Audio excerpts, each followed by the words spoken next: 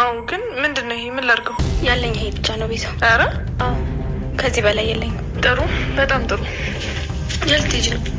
እና መቼስ ከአንቺ ጋር እዚህ ቁጭ ብዬ እንደውል አልፈልጊማ። እኔም አይንሽን ማየት አልፈልግም። ባይ። ቆይ ግን ፍቅር የምርሽ ነው? ይሄ ብቻ ነው ያለሽ? አዎ ሌላ ተጨማሪ ነገር እንዳታስበኝ እሺ? በጣም ጥሩ። አሁን ከእናትሽ ጋር የምታረቅበትን ጥሩ ሀሳብ አምጥተሽልኛል።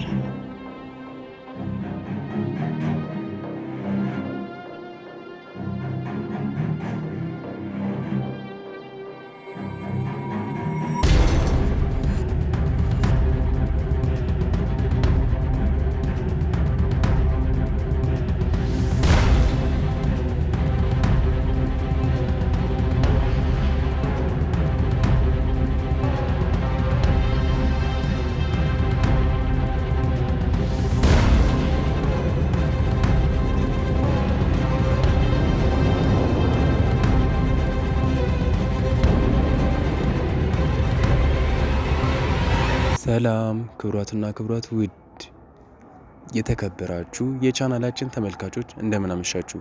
እስቲ የዛሬውን የሰራተኛዋን አደይ ክፍል 141 ክፍል እንዴት ተመለከታችሁት? ለፍቅር ትንሽም ቢሆን አዝነንላት ነበር የሞተች መስሎን፣ ግን ደግሞ እሷ አሁንም ድረስ ጭራቅ ነች። እንግዲህ እንደምትመለከቱት ከዛ ቤት ልክ እንደወጣች ሰይጣናቱ ይጀምራታል። በእርግጠኝነት ልክ እንደዛ ነው የምታደርገው። ቤዛ ግን በጣም ተምች ነች። ለገንዘብ ያላት ፍላጎት በጣም ነው የሚለየው። ውድ ቤተሰቦች አይታችኋታል። ፍቅር ራሱ የኑላ ብር እንዴት ልሰጣች ያለች? እስቲ ሀሳባችሁን ኮሜንት ላይ ገለጹልኝ። ቤዛ እንደምንም ብላ ከፍቅር ያንን ገንዘብ ተቀብላታለች። አግታት አንገታን አንቃት ልገላት ሁላ እስከመሞከር ድረስ የገንዘብ ፍላጎት አላት። አይ ቤዛ ምን አይነት የገንዘብ ፍቅር ቢሆን ነው ግን እንደዚህ እያስደረጋት? የዚህ ፊልም ምርጧ እና ቸሯ ወይም ደግሞ ሩህሩሯ ከዛ ቤተሰብ ውስጥ ለእኔ ሩታ ነች።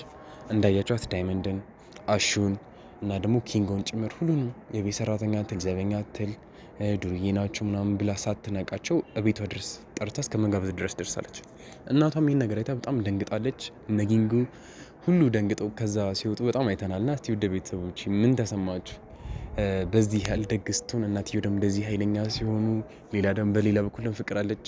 ብቻ ውስብስብ ያለ ፋሚሊ ነው። ያው እንግዲህ ከአንድ ማህፀን የተለያዩ ልጆች ማለት ነው። እስቲ ውድ ቤተሰቦች በእኔ ሀሳብ የምትማሙ ቤተሰቦች ይህን ቪዲዮ ላይክ አድርጉ። ከነ ሩታ ፋሚሊ የሚመቻችሁ ማን ይሆን? ሀሳባችሁን ኮሜንት ላይ ገለጹልኝ። የዚህ ፊልም ለእናንተ ጨካኛ ሰው ማነች ወይም ደግሞ ጨካኙ ሰው ማን ነው? ሁለተኛው ጥያቄ ደግሞ የዚህ ፊልም ምርጡ ተዋናይ ወይም ደግሞ ምርጡ አክተር ማን ነው? ሀሳባችሁን ኮሜንት ላይ አስቀምጡልኝ።